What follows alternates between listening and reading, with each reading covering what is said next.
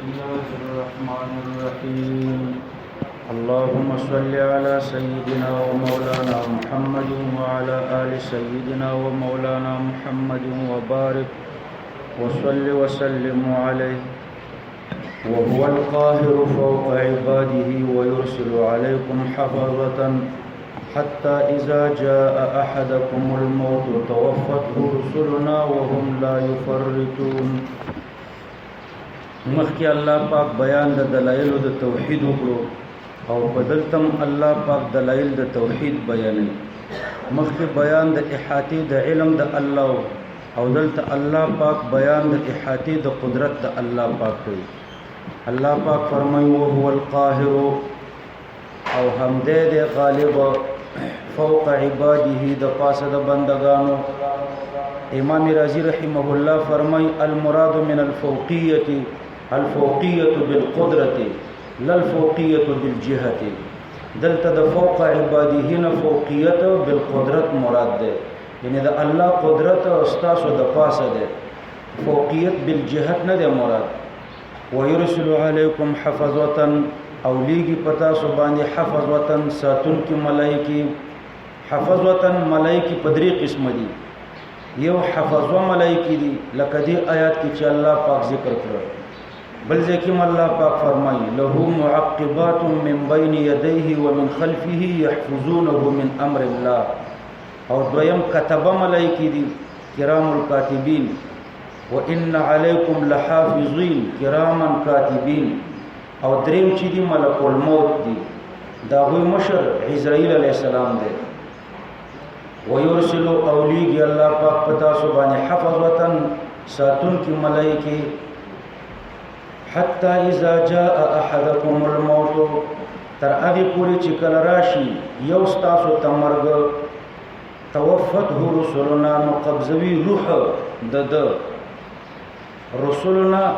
زمون را لگلی شوی ملائکی. وهم لا يفرطون یعنی لا یقصرون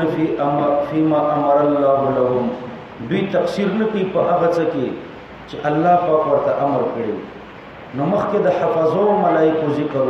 او دلته الله پاک د ملک الموت د هغه ملائکو ذکر کوي چې هغوی د روح قبضوي.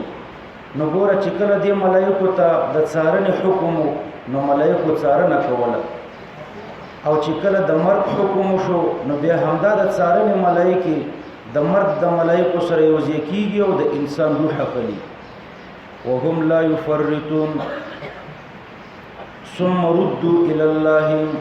یعنی په مرګ باندې معامله نه ختمېږي بلکې ثم ردوا الى الله، بیا به بیرته وروستلی شي طرف د الله ته، یعنی الى موضع العرض، کوم ځای کې چې د دوی حساب او کتاب کیږي او الله پاک ته پیش کولی شي. نو هغه ځای ته به دوی وروستلی شي بعد البعث والحشر. د بعث او د حشر نه وروسته به دوی وروستلی شي طرف د الله ته، یعنی موضع العرض ته. مولاهم چې هغه مولا او مالک د دوی دی. الحق نو د الحق معنا ده الموجود الحقیقی بذاته. داسې مولا او مالک د دوی دی چې موجود حقیقی بذاته دی.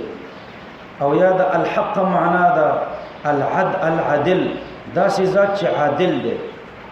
او یا معنا ده المظهر للحق، داسې ذات دی الله پاک چې ظاهرون کې د حق دی. او بعض علماء معنا کوي الصادق الوعد، لیکن روح المانی والا د اوله معنا خوښه کړې ده الحق یعنی الموجود الحقیقی بذاته. الداسي الله پاک چې موجود حقیقی بذاته دی. الا خبردار له خاص د الله د پاره دی الحكم فیصله صورتا و معنا. په دنیا کې خاص د الله د پاره د فیصله او په آخرت کې صورتا و معنا ده. او په دنیا کې صورتا د نور بادشاہانو د پاره ده. وهو اسرع الحاسبین. په دې کې الله پاک دفع د توهم کوي چې یو ذات به د غیر متناهي مخلوق سره په قیامت کې څنګه حساب کوي. نو الله پاک جواب ورکوي وهو اسرع الحاسبین، یعنی الله پاک په انسانانو باندې مقیاسوا. الله پاک د دې ټولې دنیا سره د نیمې ورځې په مقدار کې حساب کوي. قل من ينجيكم من ظلمات البر الله پاک فرمایي ته دوی ته وایا ما ينجيكم مخکې بیان د قدرت کامله د الله پاکو دلته الله پاک بیان د بعض آثار د قدرت کامله د الله پاک کوي نو د قدرت کامله یو څه آثار دي ما ينجيكم من ظلمات البر والبحر څوک تاسو ته نجات درکوي من ظلمات البر د تیارو د وچنا والبحر او د تیارو د سمندرنا عن ابن عباس ظلمات البر والبحر شدائدهما واحوالهما التي تبطل الحواس عبد الله ابن عباس فرمایي چې د ظلمات البر والبحر نه د دوی شدائد مراد دي د دوی سختیانی مراد دي او د دوی حالات مراد دي د وچه او د سمندر حالات التي تبطل الحواس هغه د وچه او د سمندر حالات چې د انسان حواس معطلي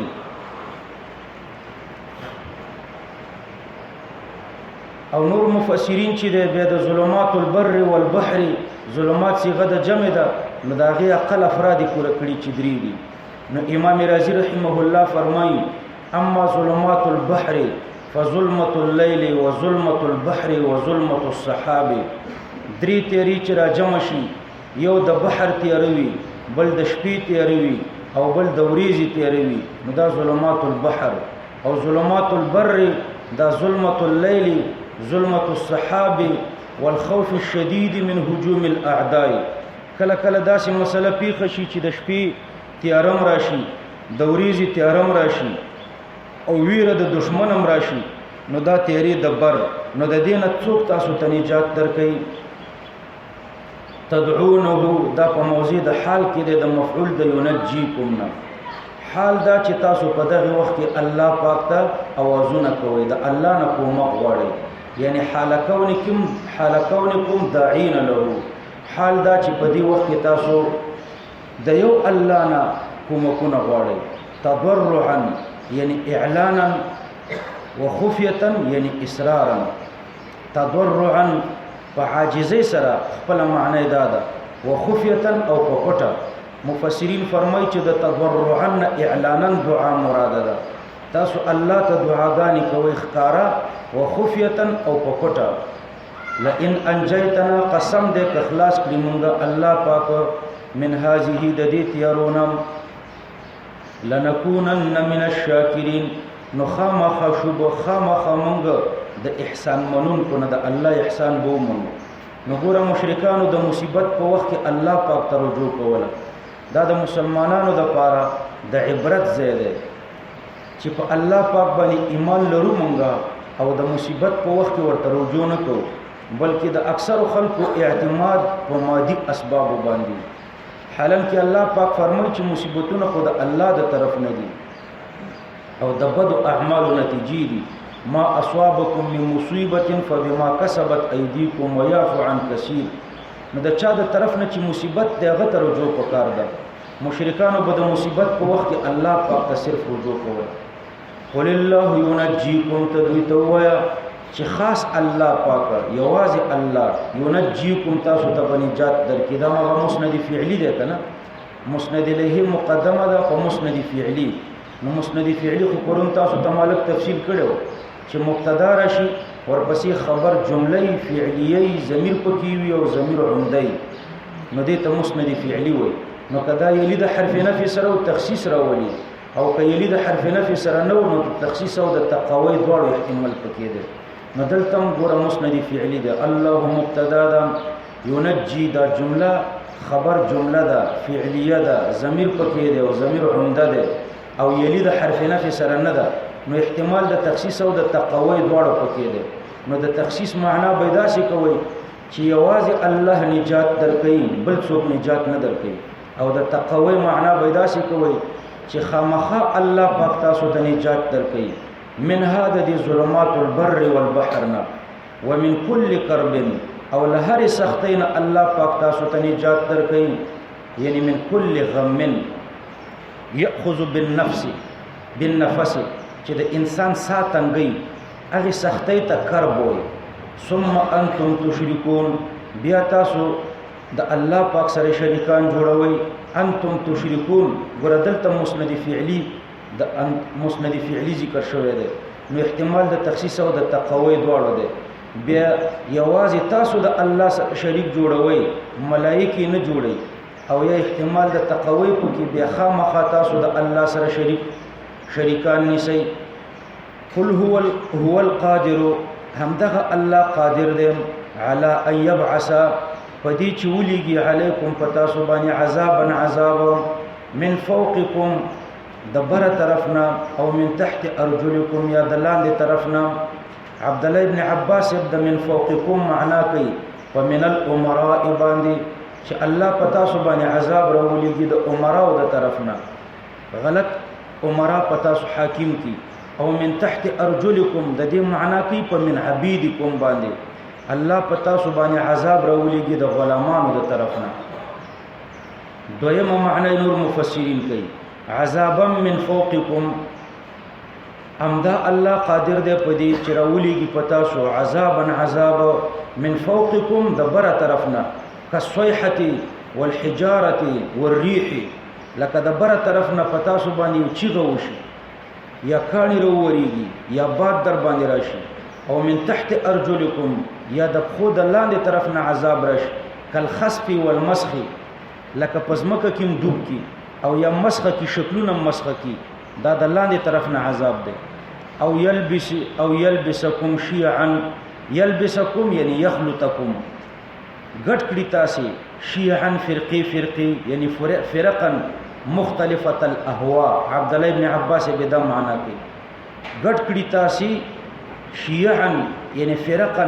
مختلفه الاهواء، دا سه ډلې در کې جوړي کی چې مختلفه الاهواء خواهشات مختلفي. دو اویا ډلې الله پاک د پیغمبر علی السلام، درې اویا ډلې د پیغمبر علی السلام په امت کې الله پاک جوړي. ويذيق بعضكم بأس بعض، او دروڅه کوي ويذيق بعضكم وروڅه کوي الله پاک بعض استاسو ته بأس بعض جنگ د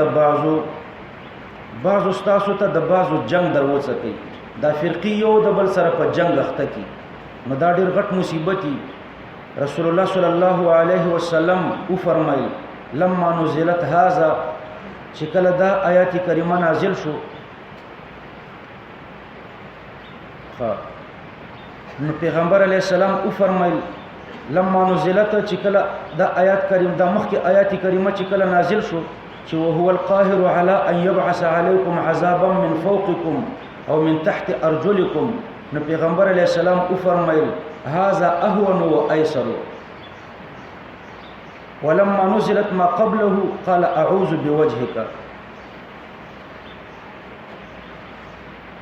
ويذيق بعضكم بأس بعض، وڅکي الله پاک بعض استاسو ته عذاب د بعضو یعنی جنگ د بعضو بالقتال. نو د دې په باره کې پیغمبر علیه السلام او فرمایل هذا اهون وايسر. او د دینه د مخ کې په باره کې بخاری شریف کې روایت د پیغمبر علیه السلام او فرمایل اعوذ بوجهک. په مسلم شریف کې یو حدیث دی رسول الله صلی الله علیه وسلم فرمایي سألت ربي الا يجعل بأس امتي بينهم،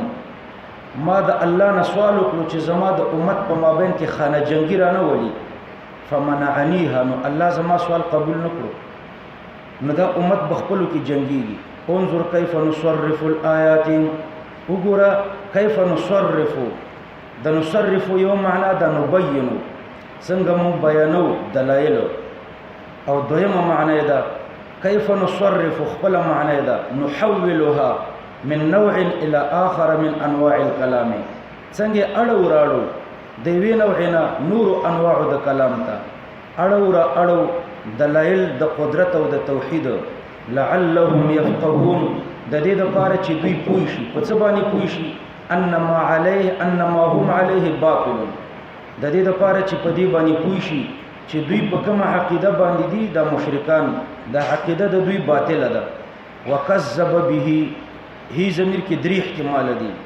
یا خدا ضمیر عذاب تراجه ده،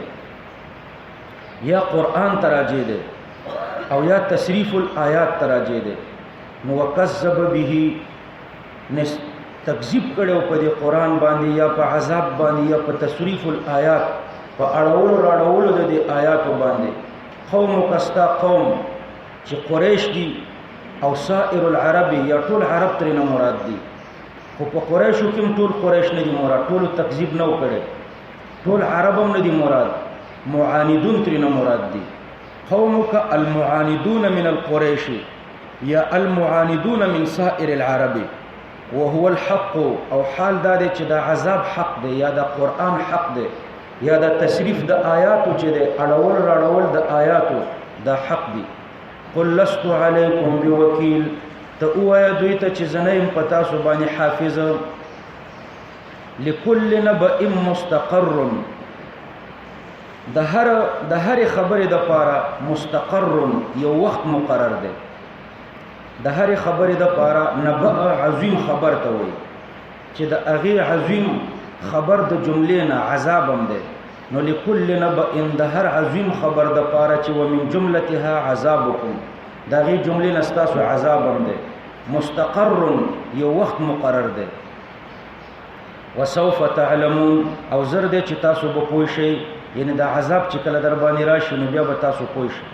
واذا رايت الذين يخوضون في آياتنا او چې کله دی ولیدل هغه خلک يخوضون في آياتنا چې غټي وهلې زما په آیتونو کې یعنی عیبونه لټول زما په آیتونو کې نو د الله په کتاب کې عیبونه لټول فاعرض عنهم نو مخواړه ول دوینا خوض په اصل کې الدخول في الماء او بو کې نه نوتو ته وي نو ځکه ما پښتو کې درته ویلي چې غټي وهلې الدخول في الماء د خپل معنا ده بیا د دین را نقل شو په استعاره باندې مستعمل شو للشروع في الكلام په یو کلام کې شروع کولو ته نو ګوره د الله آیاتونه دلته مشابه د بحر سره دي د استعاره بالکنایه ده او خوض غټي وهل دا پکې استعاره تخیلیه ده یخوضون چې ننوزي یا غټي وهي عیبونه لټي زما په آیاتونو کې فاعرض عنهم نمخوړ ولدوینا حتى يخوض في حديث غيره تر دې چې مشغول شي دوی غټي شروع کی دوی یعنی ننوزي دوی یعنی مشغول شي دوی في حديث غيره فخبر النور کې واما ينسينك الشيطان واما ينسينك غيره يعني غير آياتنا تذکیر باعتبار كونها حديثا آیات غیرها ورته پکارو خو تعویل د حدیثن پکې وکا لدی وجنه ضمیر د مذکر ورته الله راځي کړي دي و اما ينسينك الشيطان او کچرته هیر کړه ستانه شیطان په داسې طریقه چې دا اعراض در نه هیر شو نو فقعدت معهم د دې رشخندوهون کو سره تکي ناشتي چې د الله په آیات او رشخندوالو نو ستانه شیطان هیر کړه دا په طریقې د فرض على تقدير الفرض والتقدير ده ځکه دا څنګه د واقع شوی چې د پیغمبر علی السلام نه هیر شي خو بل فرض که هیر شي او یا تعریض د امت ته کده د امت نه هیر شي فلا تقعد بعد الذکر نو بیا مکه ورست لا یادیدلونه یعنی بعد تذکر الامر بالاعراض چې تا ته امر بالاعراض دریات شو او یا بعد الذکر نو یا خو ذکر د تذکر نه ده په معنا د دریادیدلو او یا ذکر د تذکیر نه ده بعد الذکر ورسته د تذکیر ستانه ورسته د دعوت ستانه تا ورته پند او نصيحت ورکړو نو د دین ورسته بیا تمکنه مع القوم الظالمین د قوم ظالمانو سره بیا مسلمانانو پیغمبر علی السلام ته شکایت وکړو چې ان قمنا كل ما خاضوا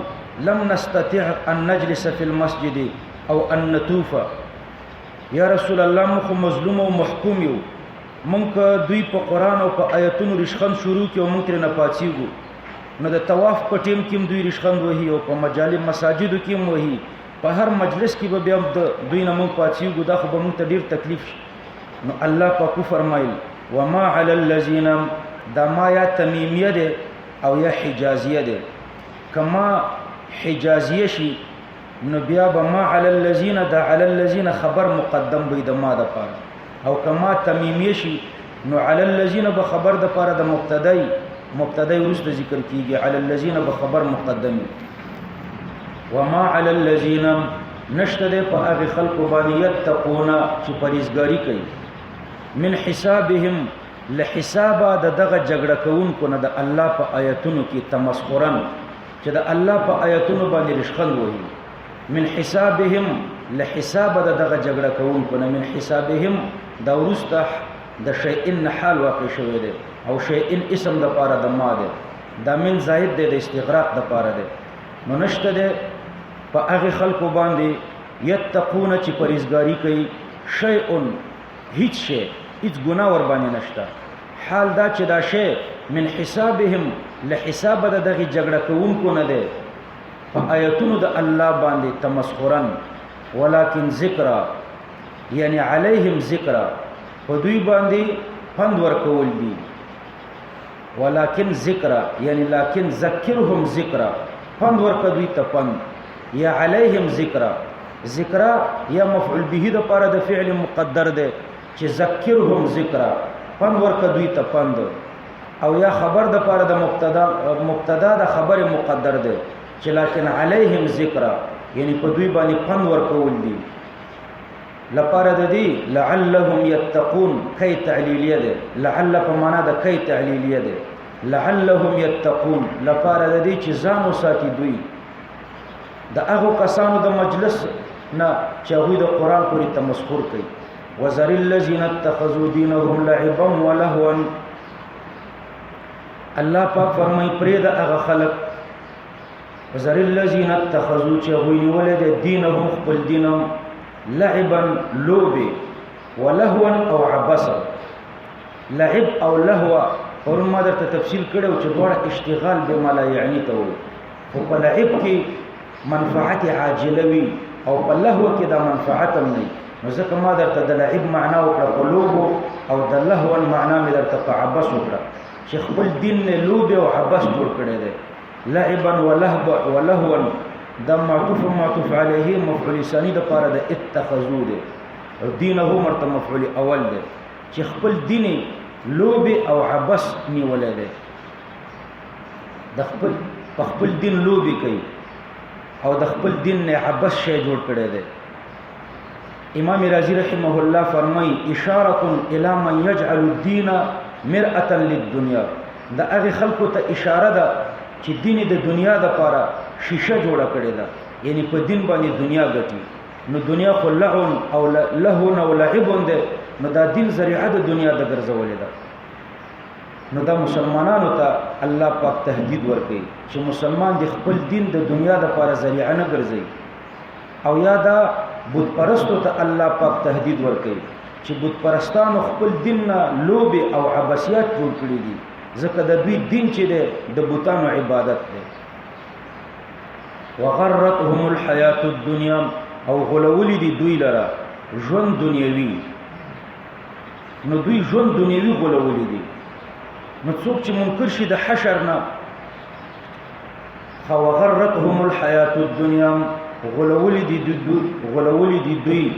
ژوند دنیوي یعنی خدعتهم واطمعتهم بالباطل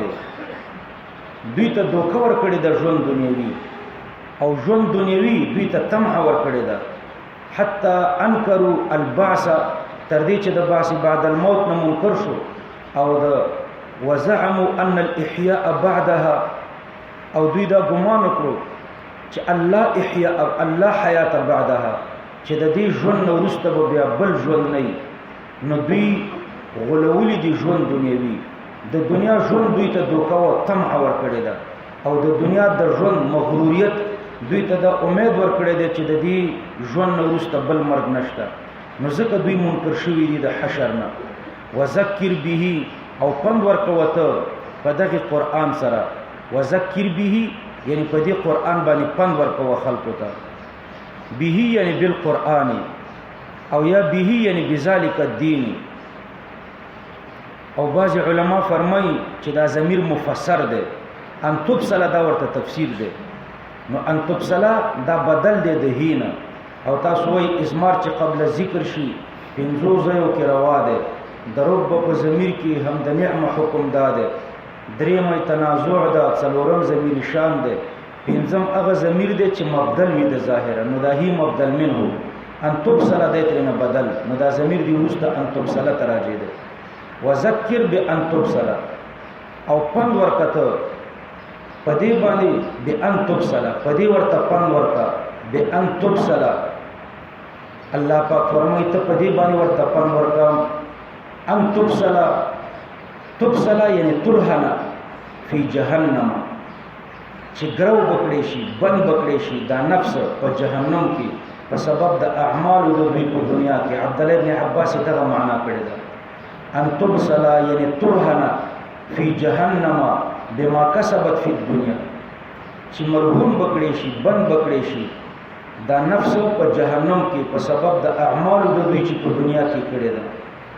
او بعض علما دا معنا کوي ان تبصر چې هلاک بکړې شي او یا تحرم الثواب محروم بکړې شي د ثواب نه نو په دې دوی ته پند ورکړي. نفس ان تبصر نفس چې هلاک بشي نفس بما کسبت په سبب د هغه عمل چې کړی دي نو دا د هینه بدل شو. او که د هینه بدل نه کوي هی زمير قرآن تراجی کوي دین تراجی کوي نو ان تبصر لئلا تبصر بیا تقدیر د عبارت دی پن په قرآن باندې ورکا لئلا تبصر د دې لپاره چې مرهون نشي دا نفس ګرو نشي په جهنم کې په سبب د اعمالو د دوی چې په دنیا کې کړی دي. او یا ونس پر شي هلاکت ته نفس هیڅ نفس بما کسبت په سبب د هغه عمل چې کړی دي ليس لها دا جمله مستأنفه ده او یا ليس لها صفت د لپاره د نفس ده یا حال د ضمیر د کسبت نه ليس لها من دون الله نبید د نفس د لپاره ما سوا د الله نه ولی کم دوست ولا شفیع او نش شفاعت کوونکې. وان تعدل كل عدل لا يؤخذ منها وان تعدل وان تفدي تلك النفس ففدیه ورکی دا نفس كل عدل هر قسم فدیه یعنی كل فداء یو معنی دا هر قسم فدیه كل فداء او دویم معنی دا كل عدل کامل فدیه فداء کاملا نو که فدیه ورکی کامل فدیه لا يؤخذ منها دا جواب د پاره د شرط ده او منها نائب فاعل ده د پاره د يؤخذ نبشي اخستل ده دنه د فدیه. اولئک الذین دا هغه خلق دي اولئک دغه موصوف په دي صفاتو الذین هغه خلق دي ابسلو چې سپارل شي دي هلاکت ته سپارل شي دي هلاکت ته بما کسبو په سبب د هغه کارونو چې کړی دي دوی لهم شراب د دوی د پاره بسکا کی من حمیم یعنی من ماء حار د ګرم اوبون وعذاب الیم او وی بد دوی د پاره او عذاب د دردناک بما كانوا یکفرون په سبب د دې چې ودوی چې کافران کېدل. قل اندعو من دون الله مخک بیان د دلایل د توحید او دلته الله پاک بیان د انکار عن الشرک کوي. دا د ابو بکر صدیق رضی الله عنه مبارک د آیات کریمه نازل شوې ده. د زوی عبد الرحمن هغه مسلمان شوی نو عبد الرحمن خپل پلار ابو بکر صدیق رضی الله عنه ته د بوتانو طرف ته د بوتانو د عبادت طرف ته دعوت ورکول او ابو بکر صدیق رضی الله عنه د الله عبادت ته دعوت ورکول نو الله فرمایي تدویت ويا اندعو یعنی انعبد ايم عبادتك من دون الله یعنی متجاوزین عبادت الله حال دا چې مون تجاوز کوون کیو د الله د عبادت نه ما لا ينفعنا ايم عبادتك ما لا ينفعنا د داسې بوتانو چې هغه مون ته نفع نه رسي ولا يضرنا مون ته ضرر نه رسي نو که عبادت یو کوم ته ګټه نه رسي او که عبادت ونه کو نو مون ته ضرر نه رسي. ونرد على اعقابنا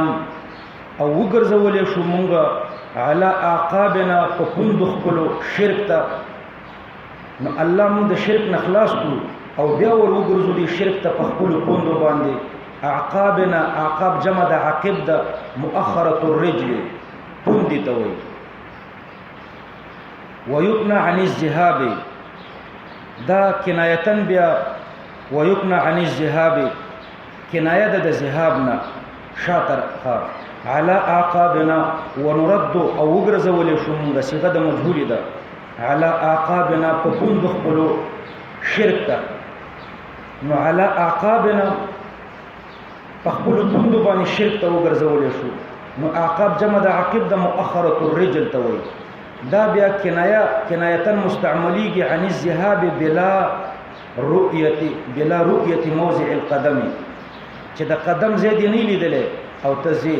نو د قدم زیات نه ګوري او مخ رواني یعنی ذهاب بلا علم کنایه مستعملیږي د دینه کنایه معنا مراد د الذهاب بلا علم بعد اذ هدانا الله اقبال دي ته چې الذهاب مع العلم د قدم زیات ګوري او بیا قدم دی او نرد على اعقابنا دا کنایه د ذهاب بلا رؤيه موضع القدم نو اقبال ذهاب بالعلم سره د علم نه او نرد على اعقابنا دا ذهاب بلا علم ته وي چې بغیر د علم نه په یو لار رواني بعد اذ هدانا الله مستد دین چې الله متسم لرو خدا کلذي استهوته الشیطان کلذي د حال واقع شوی دی یعنی مشبهین من استهوته بمن استهوته حال دا چې من مشابه د هغه چا سره د هغه لیونی سره استهوته الشیطان چې بیولې وی دلره الشیطان پیریانو دا په یو دشته کې ورکړې وی استهوته یعنی چې بیولې وی دلره الشیطان پیریانو یا د استهوته معنا د اضلته الشیطان پیریانو د دنه لار ورکه کړی وي فی الارض پزمکه کې مطلق زمکه نه د مراده دشته مراده ده یو سړی د پیریانو په دشته کې ورکړی دی حیرانه یعنی متحیره حال دا چې د حیرانی لا یدری ما یصنع د په دې نه خبر چې څه وکم دا حیرانه د دې هو ضمیر نه حال واقع شوی دی حال دا چې د حیرانی له اصحاب د مرګري وي يدعونه الى الهدى دیر بلی الى الهدى یعنی الى الطريق المستقيم مستقیم لار تیرا بلی ائتنا یعنی یقولون له ائتنا دا د مرګري ورته وي چې زمون طرف تراشه یقولون له ائتنا نو فلا يجيبهم نو فيهلك دا غوي خبره نه مني پام دې دشته کې پاتې وي او عمدل ته هلاک نو داسي زم د داسي سړي پشان شم چې په دې دشته کې ورک دی او د چا دعوت نه مني او په دې دشته کې هلاک نو زبم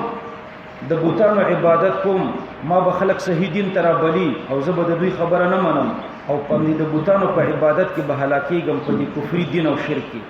په دې کفر دین کې قل تورته وایم انه هدى الله هو الهدى چې بشک هدایت د الله چې اسلام دی هو الهدى همدا د هدایت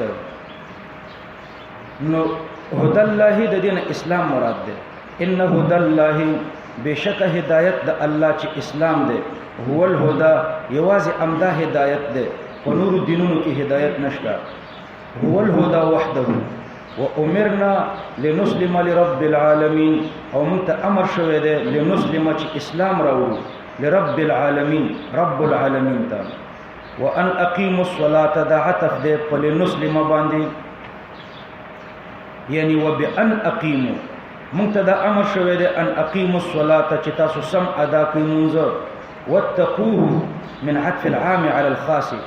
او منتدا امر شوه دی چې د الله نو ویریږي وخص الصلاه بعد الاسلام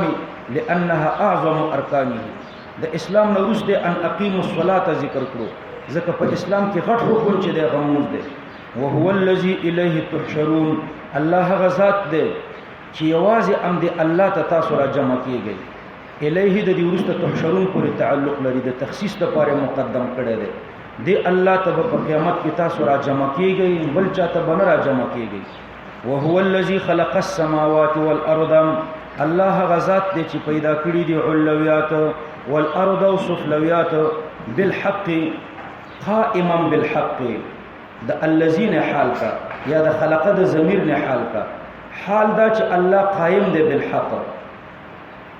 ويوم يقول يوم بمعنى د حين ويوم يقول يعني حين يقول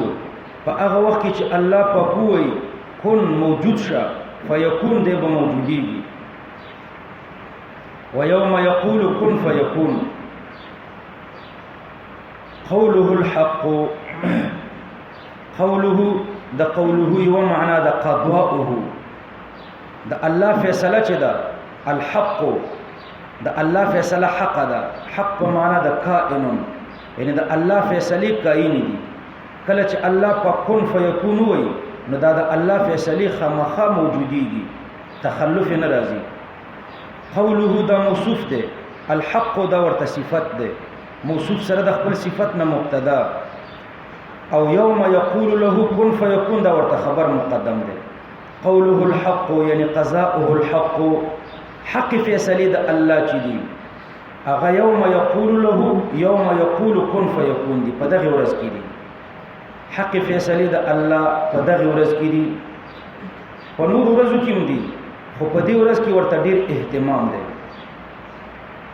او یادا چې چلو که چې قوله الحق موصوف او صفت د مبتدا کا نه قوله مبتدا کا الحق ورته خبر کا فیصله د الله چې دی الحق کائن دی وله الملك له خبر مقدم الملك مبتدا مؤخره له د استقر پر تعلق لري استقر له مستقر د الله د پر الملك ملک په دغه ورځ کې صورتن و معنا علایق مجازیه د په دې ورځ کې ختم شي په دنیا کې مجازي بادشاہان مشته هلته به مجازات ختم شي ټول حقایق وي نو الملك استقر له صورتا و معنا بادشاہي به په دغه ورځ کې د الله د پاره صورتا و معنا یوم دا ظرف د پاره د له الملك یوم ينفخ في الصور په هغه ورځ کې چې کوګو کړي شي په شپېلې کې به دوزلې کوکولې شي یو نفخه البعث ده چې دې ته دویمه شپېلې وي اوله شپېلې نفخه الصعق ده د دینه دویمه شپېلې مراده ده یوم ينفخ في الصور نفخه البعث وهي النفخه الثانيه عالم الغيب والشهاده الله عالم دې په غیب باندې مغیبات باندې الله عالم دې او په محسوسات عالم دې وهو الحكيم الخبير او الله پاک چې دې الحكيم الخبير د لوی حکمت والا دې او ډیر زیات خبردار دې واذ قال یعنی واذكر لهم وقت قول ابراهيم یاد کا دویتا وقت د قول د ابراهيم عليه السلام چې ابراهيم عليه السلام د الله په توحید باندې مناظره وکړه ابراهيم عليه السلام واذ قال ابراهيم لابيه یاد کا واذ قال یعنی اذكر لهم وقت قول ابراهيم یاد کا دوی ته وخت د قول د ابراهيم عليه السلام لابيه چې هغه خپل پلار ته ویل ابراهيم عليه السلام خپل پلار ته ویل قال صيغه د ماضي ده قال چې ویل ابراهيم عليه السلام لابيه خپل پلار ته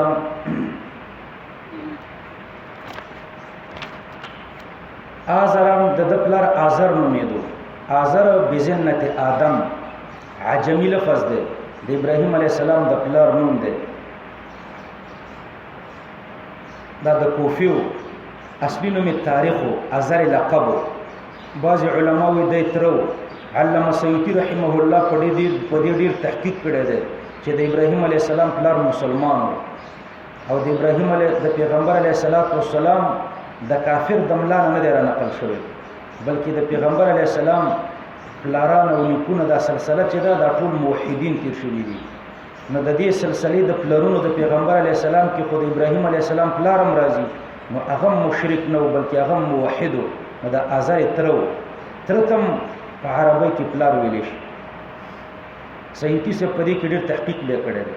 لابيه آزرم اتتخذ استفهام د توبیخ د پاره ده ابراهيم عليه السلام خپل ترته ویلي یا خپل پلار ته ویلي اتتخذ اصناما الهه ایتنسی اصناما الهه بوتان خدایان نو بوتان ته په خدای باندې نسی توبیخ ورکړ خپل پلار ته نو پدې کې دا مسله ده چې د حق دعوت مشرانو ته بی ادبی نه ده مشر ته د حق دعوت ورکول دویمه مسله پدې کې دا ده چې د حق دعوت به د نږدې خلکو شروع کوي د د نږدې خلکو نه شروع کول دا د پیغمبرانو سنت دي. پیغمبر علیه السلام تم الله پاک فرمایي وانذر عشیرتک الاقربین. نو اتتخذ اصناما آلهة آیت نیسی بوتان په خدای باندې انی اراکا یا د رؤیت بصری ده انی اراکا بشک ګورم ز انی اراکا بشک ګورم ز تعالی و قومک او قوم استعالی فی ضلال مبین په گمراهی ښکارا کې فی ضلال مبین یعنی بین واضحه گمراهی ده بلاری کېدل دي د حق نه ضلال عن الحق مبین یعنی بین. نو انی اراکا کرؤیت بصری شي نو کما کا د معطوف علیه و قومک دور باندې معطوف نو معطوف سره د خپل معطوف علیه نه دا یو مفعول او فی ضلال مبین به د اراکا پورې تعلق لري. او کرؤیت علمی شي نو بیا کا و قومک د معطوف علیه د یو مفعول او فی ضلال مبین دا بیا دویم مفعول. وقومک استا قوم د قوم نسبت پلار ته وکړو. په دې کې ابراهیم علیه السلام برات اشاره کوي د مشرکانو نه بایکاټ. نو د مسلمانان چې دي د اسلام نه وروسته یو قوم دی، پښتوني که فارسیوانی که ازبکی که ترکمنی که پنجابی وي که انګریز وي که هر څوک وي خو د اسلام نه وروسته دا ټول یو قوم دی او کافر چې دی دا بیا بېل قوم دی. نو وقومک یدی وقومی نه وي. وکذلک نری ابراهیم ملکوت السماوات والارض وکذلک یعنی مثل ما اریناه من قبح عبادت الاصنام. لکه څنګه مې چې ابراهیم علیه السلام ته وښودو قباحت د عبادت د بوتانو نو همدارنګې نوري ابراهیم مخیو ابراهیم علیه السلام ته په اصل کې نوري ارینا ده ماضي ده خو الله تعالی تعبیر په صيغه د مستقبل وکړو استحزارا لصورتها كانها حاضره مشاهده. یو مضمون ماضوی ده او هغه ډیر مهتم بشان ده نو دا غینه تعبیر په صيغه د فعل مضارع باندې کیږي استحزارا یعنی داسې خلکو تخیل لکه اوس چې دا واقعا لکه چې اوس پیښیږي. وکذالک نوری ابراهیم دارنګ موږ خودلې ابراهیم علیه السلام ته رؤیت نه مراد رؤیت بصری ده دلته ترنه معرفت مراد ده. رؤیت بصری سبب ده او معرفت ورته مسبب ده نو مجاز مرسل ده ذکر د سبب او مراد ترنه مسبب. نو همدارنګ الله پاک فرمایي نوری ابراهیم ورپیژنو ابراهیم علیه السلام ته. نو ما درته د معرفت معنا وکړه دا لازمی معنا او که په خپل حقیقت پرېږدي نو امام مجاهد رحمه الله د روایت نه معلومیږي چې دا په خپل حقیقت پاتې دی. رؤیت بصری باندې ملکوت السماوات والارض ورته الله ښودلی په اسمانونو په ځمکو کې چې کوم عجایبات دي دی په سترګو ورته ښودلي. الله ورته اسمانونه منکشف کړه هغه عرش پورې د ټول مخلوقات او عجایبات وکتل او ځمکې مرته الله منکشف کړي و ځمکې دا و پټه ځمکه دا ټول عجایبات الله د ځمکې مرته وښوده. نو رؤیت بصری مراد ده. نوری خایو مونږ په سترګو باندې ابراهیم علیه السلام ته ملکوت السماوات ملکوت صيغه د مصدر د لکه رغبوت او رحموت تا پکې زائده ده د مبالغې دپاره ده. علماوی تفسیر کړی دی په الملک العظیم والسلطان القاهر غټ ملک الملک العظیم او والسلطان القاهر بادشاہی غالبه. امام مجاهد د ملکوت معنا کړی ده په الآیات هغه دلایل د قدرت چې په اسمانونو په ځمکه کې دي. وليكون من الموقنين وليكون بعض علماء چې دا واو زائد ده او ليكون من الموقنين نو واو زائد ده دا د نوریه د پاره ليكون علت ده. مونږ ولې ورته د اسمانونو ځمکو کې ملکوت خو ده. امام مجاهد د ملکوت معنا په الآیات باندې کوي دلایل د قدرت او د توحید دا د دې لپاره ليكون من الموقنين او کوو نه زائده وي نو دلته بفعلنا ما فعلنا ورته مقدر کوي داسې به وي فعلنا ما فعلنا متعلق بفعل مؤخر ورسته ورته یو فعل مقدر کدا شي وي وليكون من الموقنين فعلنا ما فعلنا د دې لپاره چې د یقین کوونکو نشي ما هغه کارونه وکړه د ابراهیم علیه السلام سره چې و مې کړه یعنی ملکوت السماوات والارض مې ورته وښوده. فلما جن عليه الليل دا عطف دے فقال ابراهيم باندې په دې منځ کې ټوله جمله معترضه ده. فلما جن عليه الليل یعنی اظلم عليه الليل چې کله تیار شو په د باندې شپه، یا فلما جن عليه الليل فلما ستره الليل بظلامه چې کله پټ کړو د لره شپې په خپل تیارو کې، نو رأى کوكبا دا جواب د پاره د لما دی، ویلی دلو یو ستوره مشتری ولیدلو یې زهره ستوره ولیدلو. د ابراهیم علیه السلام قوم بت پرستمو او نجوم پرستمو، د بوتانو عبادت هم کولو او د ستورو عبادت هم کولو، نو د مشتری ستورو عبادت به کولو یا به د زهره ستوري عبادت کولو. نو ویلی دلو دا ستوره، قال او فرمایل ابراهیم علیه السلام هذا ربي هذا ربي. بعض علما فرمایي چې ابراهیم علیه السلام په اول کې متردد او وروسته متيقن شو. اول کې ویل چې هاذا ربي دا زما رب دی، چې کله دا ستوري غروب وکړو نو وی فرمایل چې لا احب الافلین، یاره دا خو مې رب نه دی، دا ډوبېدونکي شیان زه نه خوښوم. نو اول کې متردد او هاذا ربي ویلې، او وروسته تردد ختم شو، وی فرمایل چې لا احب الافلین. بیا چې سپوږمۍ ولیده نو بیا ویل چې هاذا ربي دا به زما ربي کېدی شي، دا خو د هغې نه غټه ده. چې هغه ډوبه شوه نو بیا وفرمیل چې یاره دام زما رب نه دی، لیکن دا ډېره غلطه توجیه ده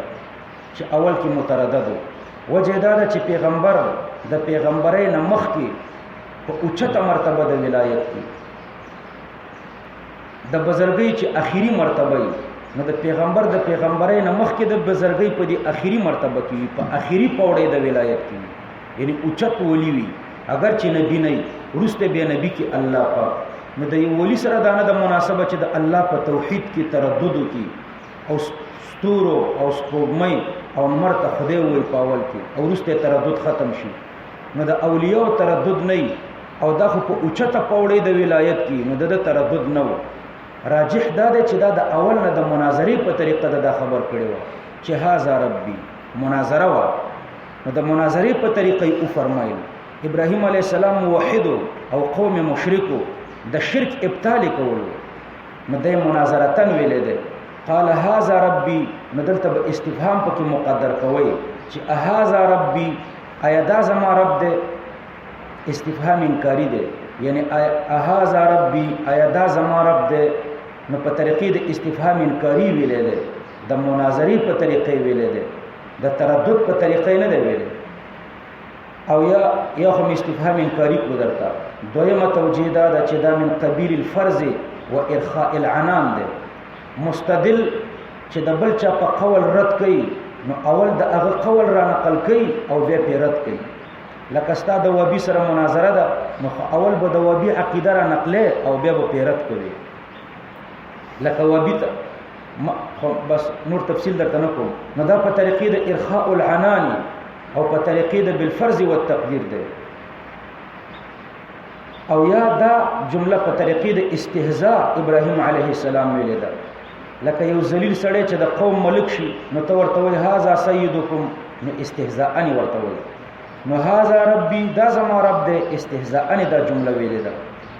هغه اوله معنا اسانه ده چې استفهام انکاری ده. فلما افلا یعنی فلما غربا، چې کله دا ستوره د ستوري غروب وکړو، قال ابراهیم علیه السلام وفرمایل لا احب الافلین، زه محبت نکوم د ډوبېدونکو سره. نفي د محبت دا کنایه د عدم د عبادت نه ده، یعنی زه د عبادت نکوم. لأن نفي المحبة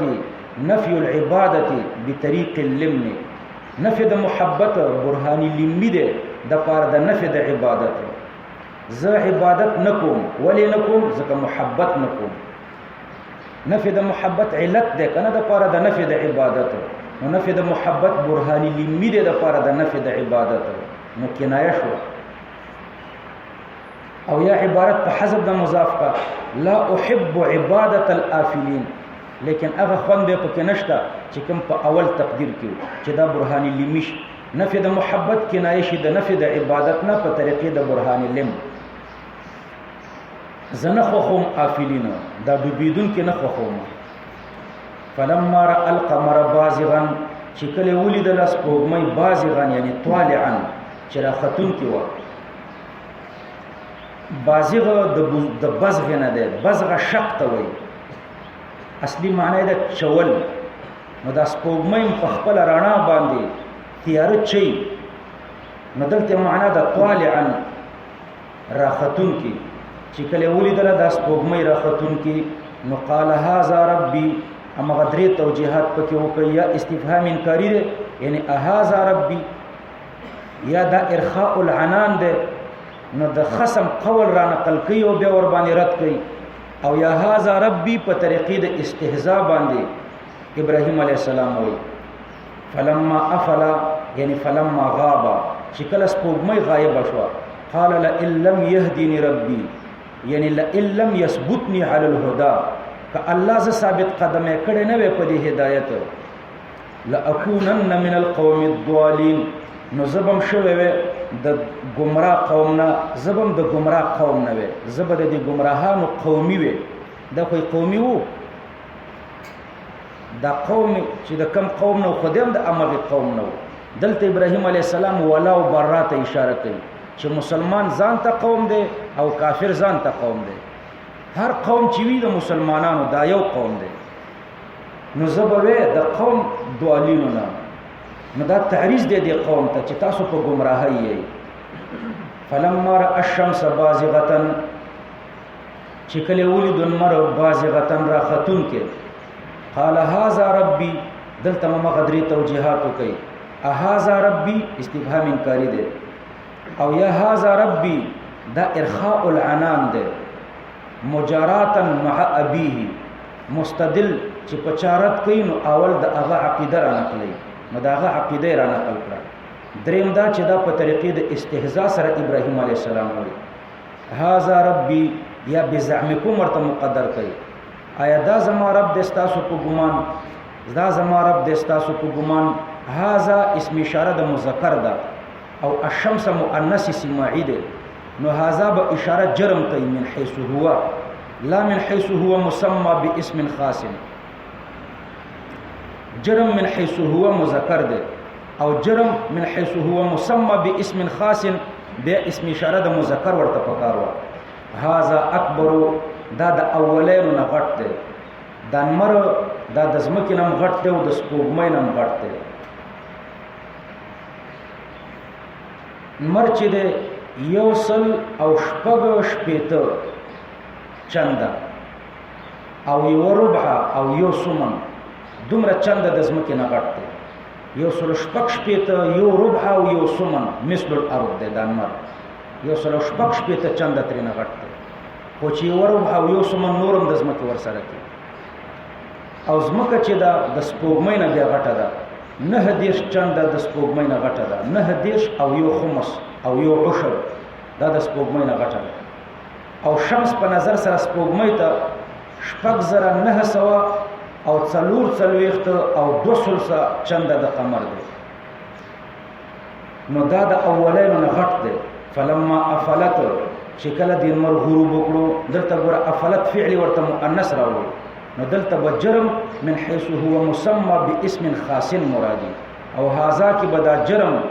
من حيث هو مرادي، لا من حيث هو مسمى باسم خاص. فلما افلت، چې کله نمر غروب وکړو، قال يا قومي، نو فرمایل ابراهيم عليه السلام چې ای زما قومه، اني بريء مما تشركون، زه بیزار یم د هغې څه نه چې تاسو د الله سره شریکوئ. په دې درې واړو کې د عدم الوهیت دپاره دلیل افول پیش کړو. غروب، دا نمر او سپوږمۍ او ستوري، دا خدای نشي ولی کېدی، ځکه خدای نشي کېدی چې په دې درې واړو کې افول راوړو. نو طریقه د استدلال مفسرین دلته ذکر کوي. یوه طریقه د استدلال دا ذکر کوي چې افول عیب دی، حدوث او تغییر دی. نو په افول عیب دی، څوک چې غروب کېږي نو دا غروب په دې نمر کې عیب دی، په سپوږمۍ کې عیب دی، په ستورو کې عیب دی. او دارنګې دا افول دا یو صفت حادثه دی، حدوث دی، او دا تغییر دی. نو پچا کې چې عیب وي او پچا کې چې حدوث وي او پچا کې چې تغییر وي، هغه خدای نشي کېدی. نو لمر او سپوږمۍ او ستوري دا خدای نشي کېدی. یو طریقه د استدلال دا ده. او دویمه طریقه د استدلال دا ده، امام رازی رحمه الله ذکر کړی ده چې د نجوم پرستو دا عقیده ده چې دا ستوري د طلوع په وخت کې قوي او تاثیري، کله چې دوی راخیږي دی وخت ورته سجده کوي، ځکه وای په دې وخت کې د دوی تاثیر ډیر دی. به دا تاثیر رو کمیږي، د زوال نه اخواته بیا په ضعف شروع کیږي، دا تاثیری د ضعف طرف ته میلان کوي، د زوال نه وروسته تاثیر کمیږي تر دې چې د غروب په وخت کې تاثیر بالکل ختم شي او رڼا هم ختم شي. نو ګوره د طلوع په وخت کې تاثیر قوي دی او د زوال نه وروسته تاثیر رو ضعیف کیږي او ضعیف کیږي تر دې چې د غروب په وخت کې ختم شي، تاثیری ختم شي، نو ضعیف کیږي. نو په نجوم د ستوري او سپوږمۍ او د انمر دا کچرته خدایان وې،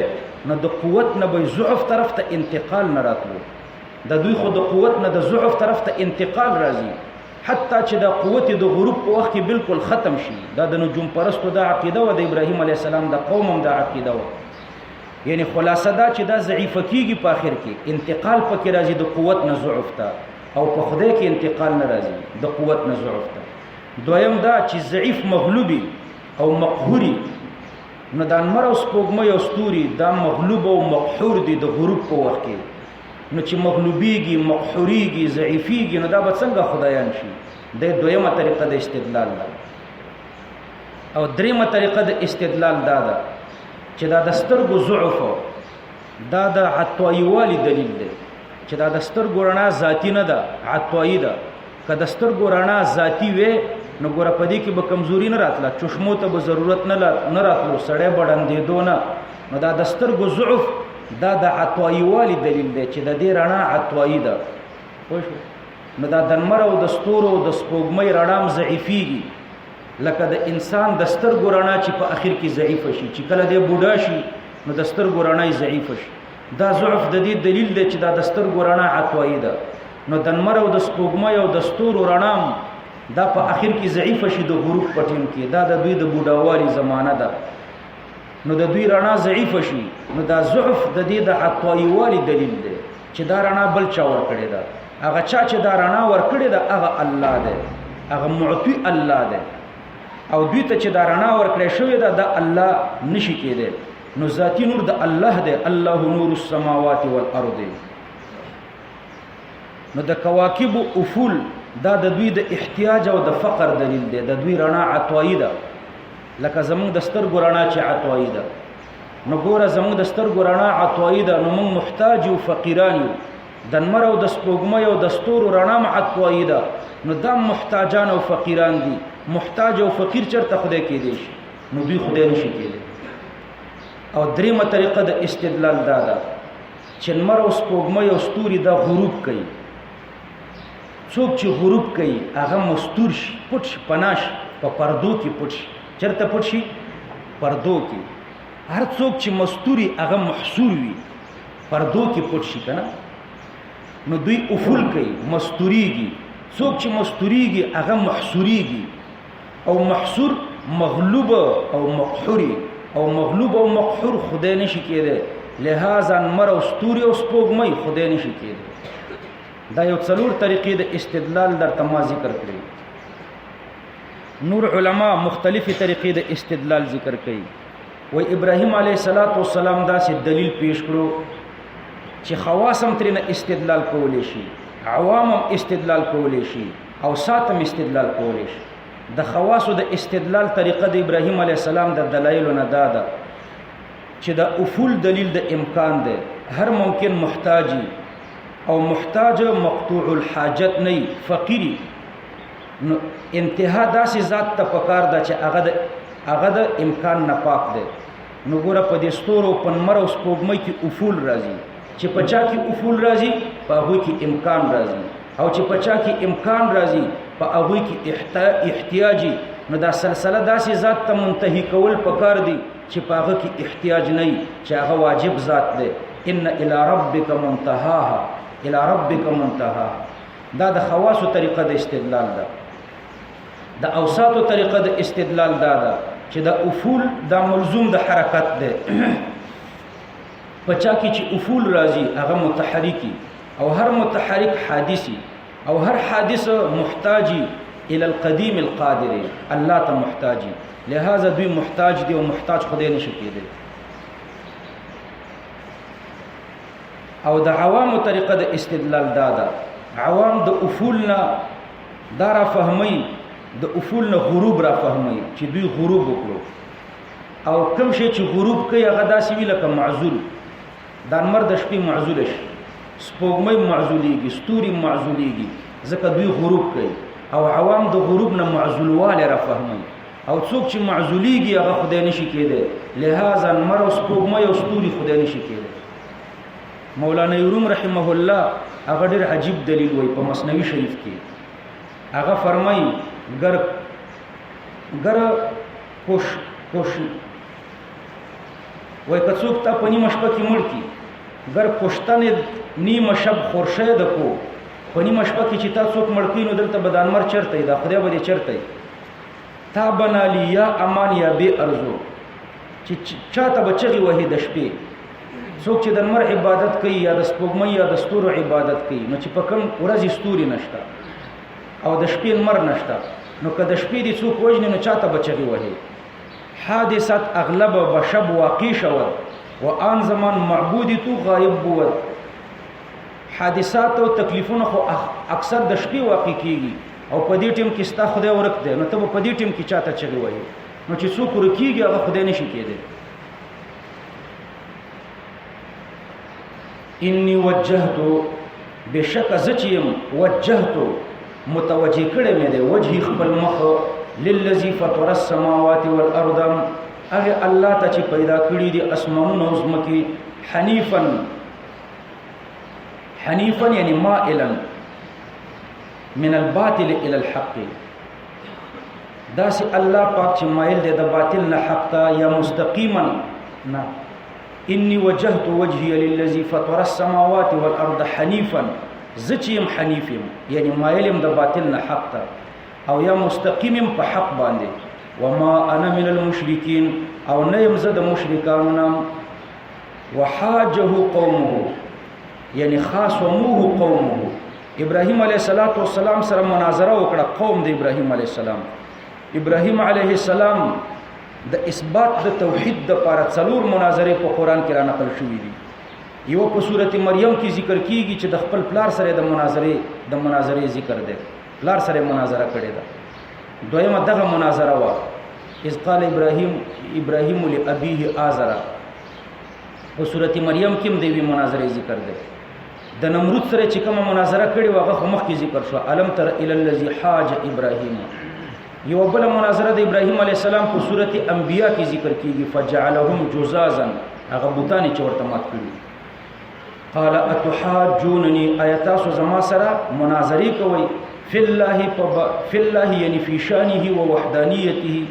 پشان د الله کې او په توحید د الله کې وقد هداني او حال دا چې الله ما ته هدایت د سملاري کړی دی ولا اخاف او نو ویریږم زه لزرر د اغي بوتانو نه لا اخاف ضرر ما تشركون به زنه ویریږم د ضرر د اغي بوتانو نه تشركون به چې تاسو شریکان کوي د الله پاک سره چې تاسو شریکوي د الله سره نو زه د دوی د ضرر نه ویریږم الا استثناء منقطع ده لكن ان يشاء ربي شيئا لیکن که اراده وکي رب زما د یوشي نو هغه به ما ته رسیږي. وسع ربي كل شيء فراخ د زما رب هر شي ته علما د جهته د علمنا افلا تتذكرون آیات سو پناخلی. وکيف استفهام د انکار د پاره ده او دا کیف حال د عامل پکې د ورسته اخاف ده. وکيف اخاف څنګه بزو ویریږم نفي د کیف کړي ده ځکه چې د یو شی ټول کیفیت منتفی شي نو دا شی په خپل منتفی کیږي. وکيف اخاف زما د ویری ټول کیفیت منتفی دي نو ویره منتفی ده. وكيف اخاف ما اشرکتم څنګه بزو ویریږم د ضرر د ما اشرکتم حال دا چې هغه نه چاته نفع رسوي شي او نه ضرر رسوي شي. ولا تخافون من الله او تاسو د الله نه ویریږئ انکم اشرکتم بالله تاسو د الله نه په دې خبره کې نه ویریږي چې تاسو د الله سره شریکان نیولې دي څه شی ور سره شریک کړي دي مالم دا مفعول به د پر د اشرکتم دي مالم ينزل به علیکم سلطانا دا سی بوتان ور سره شریک کړي دي چې نه دی نازل کړي الله پاک دا وی په شرک باندې دا وی په شریکوالي پتا سو باندې څه دلیل ځکه دلیل نشته چې الله یې نازل کړي سالبه په عدم د موضوع کې صادقه ده فأي الفريقين احق بالامن نو کوم د دوه ډلو احق ده په امن یو د الله نه ویریږي او بل د بوتانو نه ویریږي ان کنتم تعلمون من الاحق بالامن فاتبعوه کتا سو پیژنئ هغه څوک چې احق بالامن ده من الاحق بالامن فاتبعوه د چانه امان غوښتل پکار دي نو چې د چانه امان غوښتل پکار دي نو د هغه پیروي وکړي الذين امنوا ولم يلبسوا ایمانهم بظلم احق بالامن چې دی الله پاک فرمای الذين اغه خلق دي امنوا چې ایمان راوړل دي ولم يلبسوا ایمانهم بظلم ولم يلبسوا یعنی لم يخلطوا نه دې ګټ کړي ایمانهم خپل ایمان بظلم د شرک سره خپل ایمان د شرک سره نه دې ګټ کړي د ظلم نه شرک مراد ده عبد الله ابن مسعود رضی الله عنه فرمای چې لما نزلت الذين امنوا ولم يلبسوا ایمانهم بظلم هغه خلک چې ایمان راوړي وي او خپل ایمان د ظلم سره نوي خلق کړي نو چې کله دا آیات کریمه نازل شو نو شق ذلك على المسلمین دا خبره مسلمانانو ته ډیره ګرانه تمامه شو وقالو او وی فرمایل چې اينا لم يظلم نفسه ومن کې څوک دی چې د خپل ځان سره ظلم نه کړي نو رسول الله صلی الله علیه وسلم فرمایل ليس ذلك دغه ظلم نه دی مراد دا کوم چې تاسو ذهن ته درځي ګناهونه نه دی مراد د ظلم نه انما هو شرک د ظلم نه شرک مراد دی نو سیدم ایمانم لرو او د خپل ایمانم د ګناهونو سره خلق کړي دی خو په دې آیات کې مونږ نه یو ذکر شوی چې د خپل ایمانم د ګناهونو سره خلق کړي دی ګناګارم یو مؤمنانم یو بلکې د ظلم نه شرک مراد دی پیغمبر علیه السلام دلیل ورته پیش کړو الم تسمعوا قول لقمان لابنه آیات سن اوري قول د لقمان چې خپل زوی ته ویلي یا بني لا تشرك بالله ان الشرك لظلم عظیم اے بچیا د الله سره شریک منیسا شرک چې ده ظلم عظیم ده نو ولم يلبسوا ایمانهم بظلم نه دې ګټ کړي خپل ایمان د ظلم سره یعنی د شرک سره په اسلامی فرقو کې خوارج دي او دا بریلین دي چې دوی خپل ایمان د شرک سره مخلوط کړي دي وابیان شرک فی ذات کوي او بریلین شرک فی صفات کوي اولئک لهم الامن دا خلق چې خپل ایمان د شرک سره نه دی خلق کړي لهم الامن یوم القیامت د قیامت پر ورځ به دوی د لپاره امن وهم مهتدون او دوی به په سم لار وي او دوی په سم لار دي وتلک حجتنا تلک مبتدا ده حجتنا دا ورته خبر ده د تلک د لپاره مشار الیه محتج به ابراهیم ده تلک یعنی محتج به ابراهیم علیه السلام چې په کومه خبره استدلال وکړو په کومو دلایل استدلال وکړو حجتنا الله فرمای دا دلایل زمون دي اضافت د حجت دینا ته د استغراق د پاره ده نو محتج به ابراهیم چې د حجتنا دا زمون دلیل دی یا زمون دلایل دي اضافت د حجت نه زمیرتا نه حجتنا نون د عظمت ته پدې کې عظمت د حجت ته اشاره ده تلک دا محتج به ابراهیم چې د حجتنا دا زمون دلیل دی دا زما دلیلو اتیناه ابراهیم دا حال واقع شوی دی د حجتنا عامل پکې معنا د اشاره ده اتیناه حال دا چې ما ورکړی ابراهیم علیه السلام ته یعنی ارشدناه ابراهیم علیه السلام ته می ورخودل نو اتیناه می حال کړو د حجتنا او د تلک د معنا د اسم اشاره دا پکې عامل ده یی خبر ثانی کا تلک حجتنا او تلک دا محتج به ابراهیم چې ده اتیناه دا ما ورکړی ابراهیم علیه السلام ته اتیناه ابراهیم ما ورکړی ابراهیم علیه السلام ته ابراهیم مفعول اول د پاره د اتینا ده دا ها مفعول ثانی ده او مفعول ثانی مقدم شو لکونه ضمیرا اتیناه ابراهیم علی قومه دا د حجت پورې تعلق لري حجتنا علی قومه د قوم په خلاف دا زما حجتو. نرفعو دا جمله مستأنفه ده، من اوچتو درجات من نشاء مرتبه د هغه چا چې زمون اراده ورته وشي. نرفع فعل ده، من نشاء دا مفعول به ده، او درجات دا مفعول مطلق ده د پاره د نرفعو. اصل کې دا څه ده؟ نرفع من نشاء اوچتو هغه چا ته چې زمون اراده ورته وشي. اوچتنا اوچتو من نشاء هغه څوک اوچتو چې زما اراده د اوچتول ورته وشي. د نشاء د پر مفعول به مقدر کا. نرفع من نشاء رفعه اوچتو مونږه څوک اوچتو من نشاء رفعه هغه څوک اوچتو چې اراده د اوچتوالي ورته ولرو. درجات یعنی رفعات اوچتول. نرفع درجات درجات په معنا د رفعات سره کده مفعول مطلق د پر د نرفعو. نرفع درجات نرفع رفعات اوچتو مونږه اوچتول. څوک اوچتو من نشاء رفعه هغه څوک اوچتو چې مونږ ورته اراده د اوچتول وکړو. د دې نه ښه معنا اسانه ده چې نرفع الى درجات من نشاء دلته الى مقدر کا. اوچتو مونږه مرتبو ته څوک اوچتو من نشاء هغه څوک اوچتو چې اراده د اوچتوالي ورته ولرو. ان ربک حکیم علیم د درجاتنا مراد الى درجات یعنی الى رتب من العلم والحکمت. رتبو د علم او د حکمت ته اوچتو. دا دویمه معنا اسانه ده کنه. نرفع الى درجات یعنی الى رتب من العلم والحکمت. هغه رتبو د علم او د حکمت ته اوچتو. څوک من نشاء رفعه هغه چې موږ ورته اراده د اوچتوالي ولرو. ان ربک حکیم علیم بشک استا رب د ډیر حکمت والا دی او عالم د ډیر علم لري. ووهبنا دا عطف دی په تلک حجتنا. ووهبنا له اسحاق ما هبکړو ابراهیم علیه السلام ته اسحاق د ساری بیبینا اسحاق علیه السلام ورته الله ورکړو. یو سل اتیا کاله ژوند دی.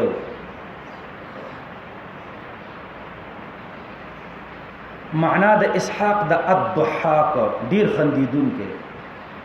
و یعقوب او یعقوب علیه السلام ورته بکرو د اسحاق علیه السلام زوی. د عمر په دنیا کې یو سل او څلوېښت کاله. کلن هدینا دا مفعول دی د پاره د ما بعد او تقدیم د قصر د پاره دی. هدینا کلن د ټولو ته ما هدایت کړو. و نوحا هدینا د نوح معنا د الساکنو. نوح ابن لمک د پلار نوم لمکو د نیکه نوم متوشلخو. د متوشلخ د پلار نوم اخنوخو. اخنوخ د ادریس علیه السلام نوم. نو نوح ابن لمک ابن متوشلخ ابن اخنوخ وهو ادریس علیه السلام. ونوحا خپل نوم عبد الغفار. ونوحا هدینا من قبل دا زما دا د مضاف الیه په عوض کې راغلی د جبیره د مضاف الیه ده. نو ونوحا هدینا من قبل یعنی من قبل ابراهیم. او نوح علیه السلام ته ما هدایت کړو مخکې د ابراهیم علیه السلام نه. یعنی دا د توحید عقیده یوازې د ابراهیم علیه السلام نه در شروع شوې. دا د تیرو پیغمبرانو عقیده مو. ومن ذریته دا د هدینا پورې تعلق لري. وهدینا من ذریته هی ضمیر ابراهیم علیه السلام ته راځي ده. ما هدایت کړو د اولادې د ابراهیم علیه السلام نه. داوود علیه السلام ته. داوود ابن ایشا ابن عبر ابن عابر ابن سلمون ابن یخینون ابن عمی ابن یارب ابن رام ابن خضرموت ابن فارس ابن یهوذا ابن یعقوب علیه السلام. دا د یعقوب علیه السلام په نوسیو کې راځي. نو عمر زر کالو. و سلیمان او سلیمان علیه السلام ته دا خود داود علیه السلام زوی و. زر کاله داود علیه السلام ژوند دی. 40 کاله بادشاہ 12 زامن و. د اجمالی حالات شو د داود علیه السلام. وسليمان وأيوب وأيوب عليه السلام أيوب ابن موس وصوات ابن روم ابن عيسو وصوات ابن اسحاق دا د اسحاق علیه السلام اولاده کې راتلو د مور چې وا بنت لوطن د لوط علیه السلام لور موري بنت لوط واباه ممن آمن بإبراهيم پلاری په ابراهيم عليه السلام ایمان راوړو نو ایوب عليه السلام د موسی عليه السلام نه مخکې شو دا د موسی عليه السلام نه مخکې پیغمبر د 93 کال عمر و یوسف عليه السلام یوسف لس کال ژوند دی و موسی عليه السلام موسی ابن عمران ابن یسهر وصوات ابن ماهس ابن لاوی ابن یعقوب علیه السلام موسی علیہ السلام یو سل شل کال دنیا کې ژوند دی و هارون علیه السلام نو دې ټولو ته ما هدایت کړو نو دا هدایت د توحید یوازې تر ابراهیم علیه السلام پورې نو خاص وکذالک نجزی المحسنین او امدارنګي مون جزا ورکو محسنینو ته مراد مطلق مشابهت ده فی مقابله الاحسان بالاحسان مماثلت من کل وجه نه ده مراد نور محسنینو ته امدارنګي جزا ورکو نور چې څوک احسان کوي بدله امداد لکه دی پیغمبرانو ته چې ما بدله ورکړي مماثلت من کل وجه نه ده مراد نو کته احسان وکي الله هم در سره احسان وکي لکه دی پیغمبرانو چې احسان وکړو الله ور سره احسان و زکریا علیه السلام یعنی هدینا زکریا ابن اذن د پلار نوم اذن ابن برکیا دا د سليمان علیه السلام په اولاده کې راغلی و زکریا و یحیی و عیسی د عیسی علیه السلام پلار نو لیکن د لور طرفه اولاد تم ذریت ویل شي نو دام د ابراهیم علیه السلام په ذریت کې راغلی د لور د طرف نه ذریت ځکه حضرت مریم د ابراهیم علیه السلام په اولاده کې راغلی لکه حسنین چې د رسول الله صلی الله علیه وسلم ذریت ده نو عیسی علیه السلام هم داسې د ابراهیم علیه السلام د لور د طرف نه ذریت ده و الیاس علیه السلام الیاس ابن یاسین ابن فنحاس ابن العیزار ابن هارون د هارون علیه السلام په اولاد کې راغلی کل من الصالحین صالحین کلی مشکک ده دا ټول د صالحین نو و اسماعیل والیسع و یونس او اسماعیل علیہ السلام د ابراهیم علیہ السلام زوی والیسع ابن الاحدوب فطوی ابن العجوز و یونس ابن متی و لوط علیہ السلام دام د ابراهیم علیہ السلام په ذریت کې دا ټول پیغمبران ذریت د ابراهیم علیہ السلام لوط دا د ابراهیم علیہ السلام وراره لیکن په عرف کې تر تپلار او وراره ته اولاد ویل شي نو ځکه لوط هم د ابراهیم علیہ السلام په اولاد کې حساب شو کني دی وراره وکلن فضلنا دا کلن فضلنا د پر مفعول به دی د ټول تمام فضیلت د نبوت ورکړو علی العالمین یعنی علی عالمی عصرهم د خپل زمانی په عالم باندې ومن آبائهم متعلق بما تعلق به من ذریته د هدینا پورې متعلق نو من آبائهم بم د هدینا پورې تعلق ورکوي او دا من به ابتدایي مفعول به حذفي مداشي به ومن آبائهم وذرياتهم جماعات كثيرة هدینا من آبائهم وذرياتهم ما هدایت کړو د دوی د پلارانو د دوی د اولادونو نه جماعات کثیرة غټو ډلو ته لوی ډلو ته ما هدایت کړو و اخوانهم او د دوی د ورونو نه ما هدایت کړو جماعات کثیرة غټو ډلو ته وجتبینهم او ورکړیو مونږه دا ټول انبیا وهدیناهم او لارښوونه کړې و مونږه دوی ته الی صراط مستقیم لارې سمې ته ذالک دا دین د انبیاو ذالک دین الانبیاء دا دین د انبیاو هدى الله دا هدایت د الله دی اضافت تشریف د پاره دی یهدی به چې لارښوونه فرمایي لارښوونه کوي الله پاک به په دې سره من یشاء هغه چاته چې د الله اراده وشي هدایته مفعول به ورته مقدر کړ چې الله اراده وکړي داغه د هدایت د الله د بندگانو نام ولو اشرکو اولئک المذکورون دا مذکور پیغمبران بالفرض کدوی شرک کړي وي لحبط عنهم یعنی لبطل عنهم نو باطل شوی به د دوی نه ما كانوا يعملون یعنی ثواب ما كانوا يعملون ثواب د اعمالو د دوی نو کدوی شرک کړي وي ثواب د اعمالو به باطل وي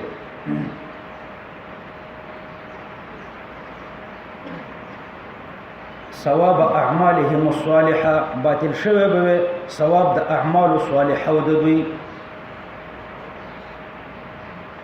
اولئک الذین آتیناهم الکتاب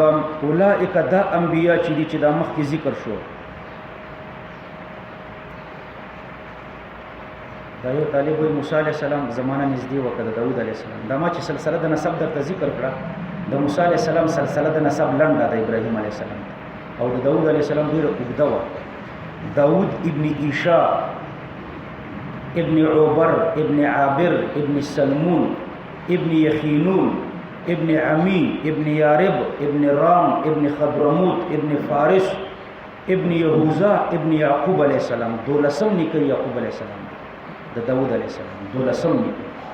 او د موسی علیہ السلام چې ده موسی ابن عمران ابن یسهر ابن ماهس ابن لاوی ابن یعقوب پنځم نیکه ده یعقوب علیہ السلام نو موسی علیہ السلام په پنځم پوشت کې یعقوب علیہ السلام ته ورسېد او داود علیہ السلام په 12 پوشت کې ورسېد اولئک دا انبیاء چې دي الذين آتیناهم دا هغه خلق دي آتیناهم الکتاب چې ما ورکړو دوی ته کتاب د کتاب نه جنس مراد ده ځکه یو کتاب دوی ته نو ورکړی شوی هر یو ته بیل بیل کتاب ورکړی شوی د ایتانه مراد التفهیم التام کامله پوهه ده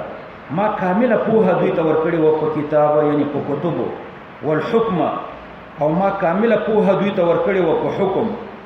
حکم فصل الامر بین الناس فیصله د امور په مابین د خلکو کې دي ته حکم فیصلو ته وي دوی ته ما فهم د فیصلو ورکړو او یا حکم په معنا د حکمت ده حکمت معرفت حقائق الاشیاء ته وي والنبوه او دوی ته ورکړو نبوت وان يكفر بها یعنی بهذه الثلاثه پچرتا کفر وکړو په دې دریو کوم دریو یو کتاب ده حکم دویم حکم د حکم دوه معناګانې درته ذکر کړې یو معنی ده فیصله یعنی فهم د فیصلې په مابین د خلکو کې یا حکم په معنا د حکمت او د حکمت معنا د معرفت حقائق الاشیاء او دریم نبوت نو فإن يكفر بها یعنی بهذه الثلاثه کپدی دریو باندې کفر کوي هؤلاء د اهل مکه د یو توجیه د دین خط توجیه دا چې ها زمیر آیات القرآن تراجه ده کچرته کفر کوي په آیاتونو د قرآن باندې هؤلاء د اهل د مکی نو که اهل د مکی په آیاتونو د قرآن باندې کفر کوي نو فقد وکلنا بهم نو په تحقیق سره وکلنا مقرر کړی دي مونږه بها یعنی بالایمان والعمل بالآیات حذف د مضاف پکې وکړه بها یعنی بالایمان والعمل بالآیات ما مقرر کړی دي د پاره د ایمان او د پاره د عمل بالآیات قوما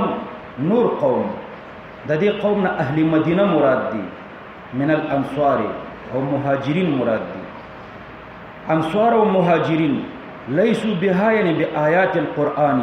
چې غنه دي په آیاتونو د قرآن باندې به کافرین کافر نه دي اولئک دا انبیاء چې دي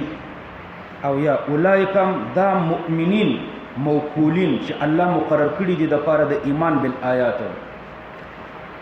نو اولئک الذین دا هغه خلق دی هدى الله چې الله دوی ته هدایت کړی دی فبهداهم مقتدی نو فبهداهم یعنی بطرقهم فی الايمان والاصول د دوی د طریقو پسې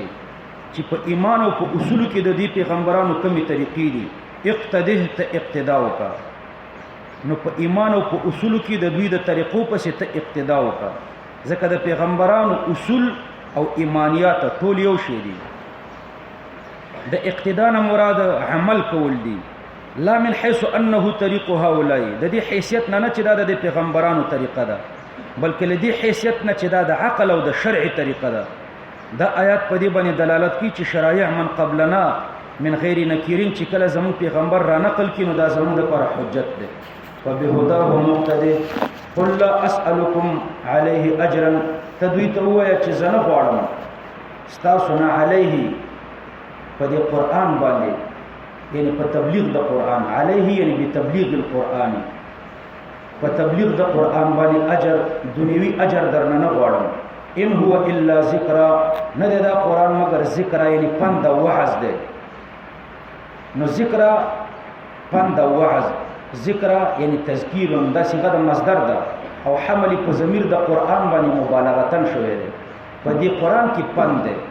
او عین پند ورته ویل د مبالغتن. نو دا پند للعالمین د پاره د عالمو ما قدر الله حق قدره. د دې درې معناګانې دي. یو د اخفش معنا ده ما قدر الله حق قدره یعنی ما عرف الله حق معرفته. دویمه د ابن عباس رضی الله عنهما معنا ده ما قدر الله حق قدره یعنی ما عظم الله حق عظمته. دوی د الله تعظیم ونکړو په کامل تعظیم باندې. او دریمه د ابو العالیه معنا ده ما قدر الله حق قدره یعنی ما وصف الله حق صفته. نو دا درې معناګانې دي. اکثر مفسرین د اخفش معنا ته ترجیح ورکوي. ما قدر الله حق قدره دا د معنا لغوي سره لږ مناسبه ده. قدر معرفة المقدار ته وایي. معرفة المقدار بالصبر بیا مستعمل شو په معرفة الشيء على اتم وجه کې. نو قدر اصلي معنا ده معرفة المقدار بیا دا غینه را نقل شو معرفة الشيء على اتم وجه.